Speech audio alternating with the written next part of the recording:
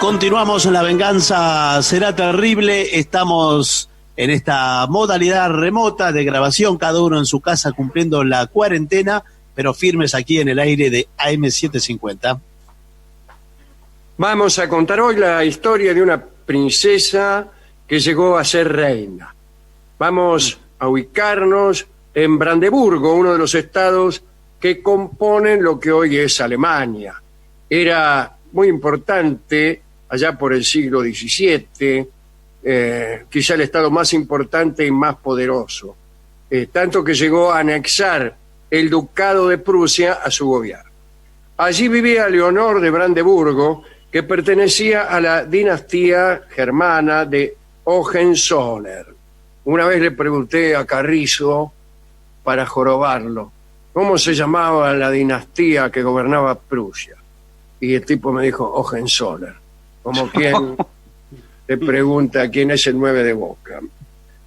Bueno, dice la crónica que su padre era el elector Juan Segismundo y su mamá Ana de Prusia. Bueno, este era Leonor de Brandeburgo. Dice la crónica que el elector, el papá de esta mina, era un glotón incontenible y un borracho. Sin embargo, este señor no dejaba de ser un buen hombre cuando estaba sobrio. En 1614, por ejemplo, emitió un edicto de tolerancia permitiendo la libertad de cultos a todos en sus dominios, cosa inaudita por aquellos tiempos. En 1616, cuando Leonor ya se estaba poniendo hermosa, el rey sueco Gustavo Adolfo II de Vasa, que andaba buscando novia, ¿no?, se le presentó en el palacio al elector Juan Segismundo para pedir por su hija. El elector quedó conforme con el tipo, pero la vieja, la madre de Leonor, no. Leonor era codiciada por otros príncipes. Ahí andaban Guillermo de Orange, Ladislao de Polonia y Carlos Estuardo de Inglaterra. Ana de Prusia, la vieja, esperaba que se presentara alguno de ellos, que parecían ser mejores partidos que Gustavo de Suecia.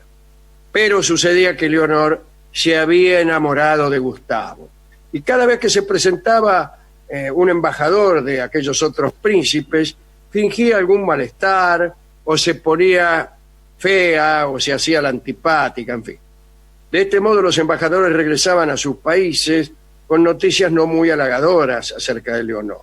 En cambio, cuando se acercaba Gustavo para arreglar su posible matrimonio, la princesa aparecía radiante.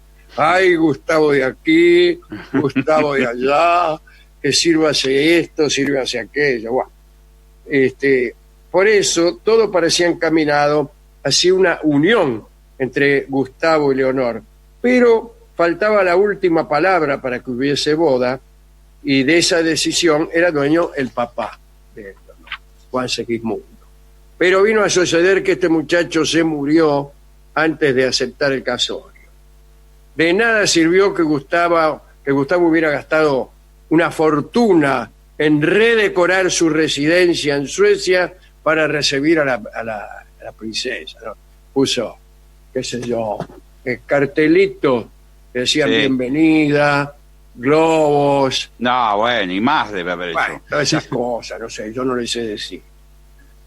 Por esa muerte la aceptación quedó en la madre de Leonor, que no quería saber nada con el rey sueco Gustavo. Y Gustavo no estaba dispuesto a perder su amor.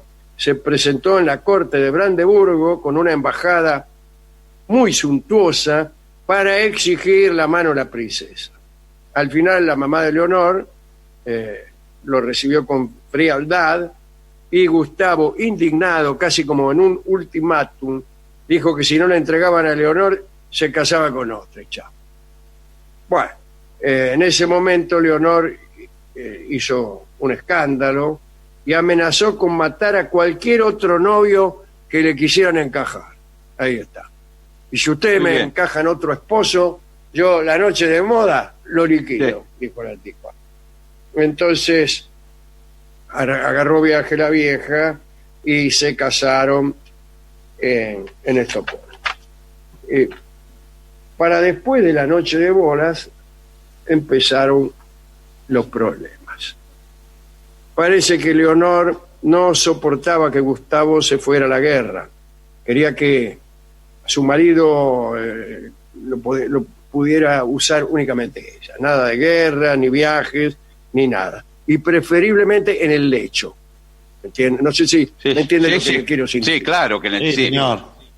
Dice la crónica que las ausencias de Gustavo la herían profundamente. Y tanto lloraba esta chica y se encerraba que algunos se preguntaban por su salud mental. Ni la presencia de bufones, enanos, nada de eso lo alegraba. Bueno, ¿a quién puede alegrar? Leonor detestaba el clima helado de Suecia y se quejaba por todo.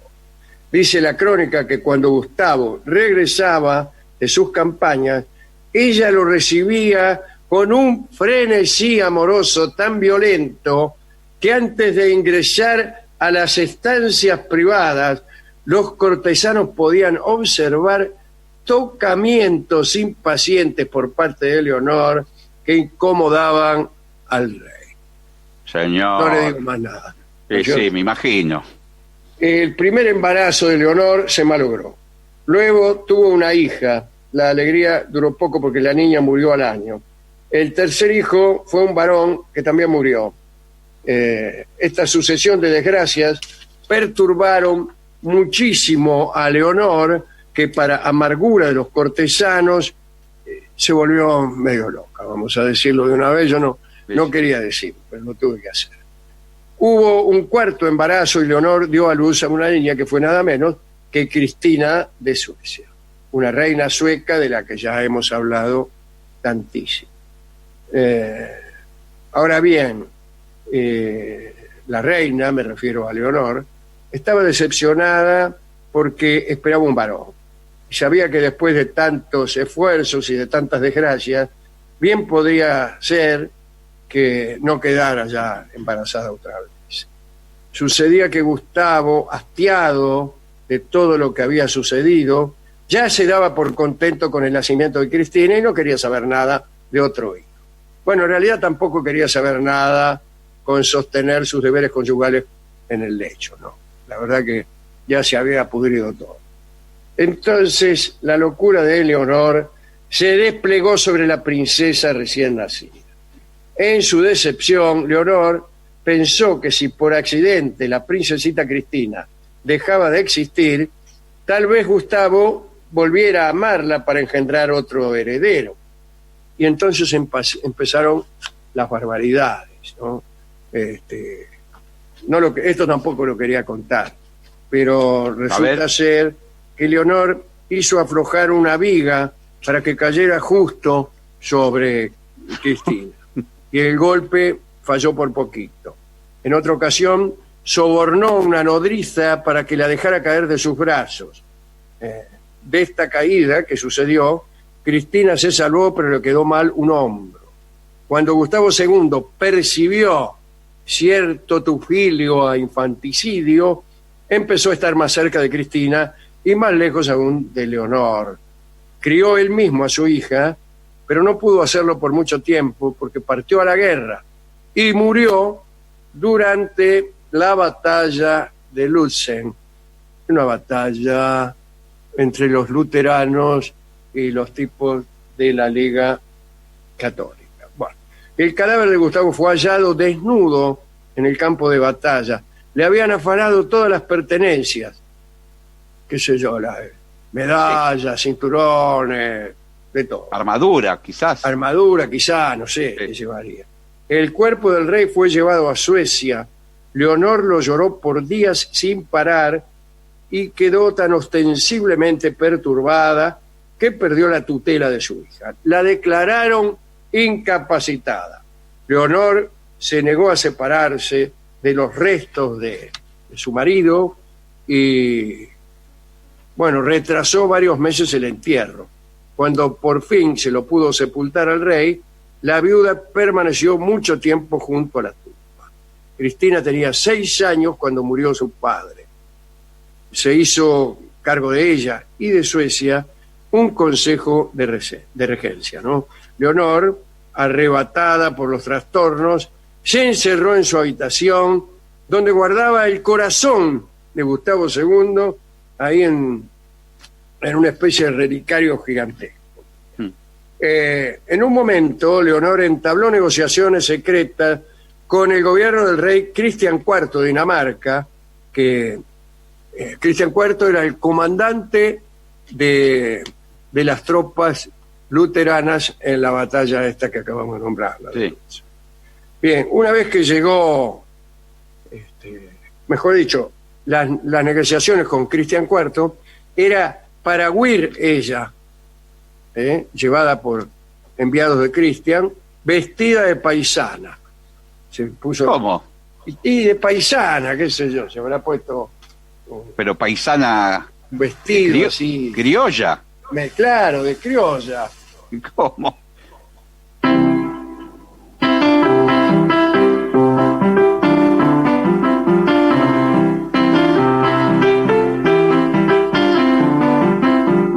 Bueno, tocaban el escondido. No creo que... Bueno, Qué eso, raro, para mí ¿no? es eso, ¿qué quiere que le diga?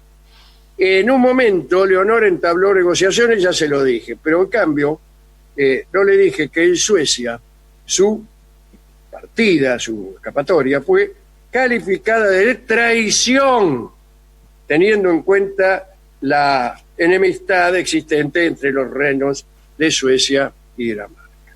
En 1641, por el Tratado de Paz entre Suecia y Brandeburgo, el príncipe Federico Guillermo, sobrino de María Leonor, aceptó recibir a la reina en Prusia y al mismo tiempo Suecia le dio una pensión. En 1643, María Leonor abandonó Dinamarca rumbo a Prusia, país en el que permaneció 5 años. En 1648 pudo regresar a Suecia y ser testigo de la coronación de su hija, la reina Cristina. Se le concedió, por órdenes de Cristina, el castillo de Nyköping como residencia. Cuentan que vivía apartada de todo. Bueno, sí, se sentaba al lado de una ventana y estaba todo el día.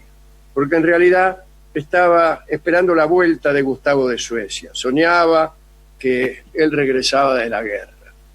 Leonor murió en Estocolmo el 18 de marzo de 1655 a los 55 años. Sus restos fueron llevados a la iglesia de Riddarholmen, acompañando a los restos de su esposo, ¿no? Gustavo II, que estaba también enterrado ahí. Pobre mujer, porque dicen que era muy linda, pero la frustración, pero una vida la desgracia, el marido que se tremenda. le va a la guerra, los hijos que se le mueren, etcétera, Sí. etcétera, ahí quedó medio sonada y terminaron privándola de todos sus derechos. ¿Con qué quiere que adornemos esta breve charla sobre príncipes europeos? Loca de amor, ahí está, vamos a escuchar Loca sí. de amor por Horacio Salgán, Ubaldo de Lima.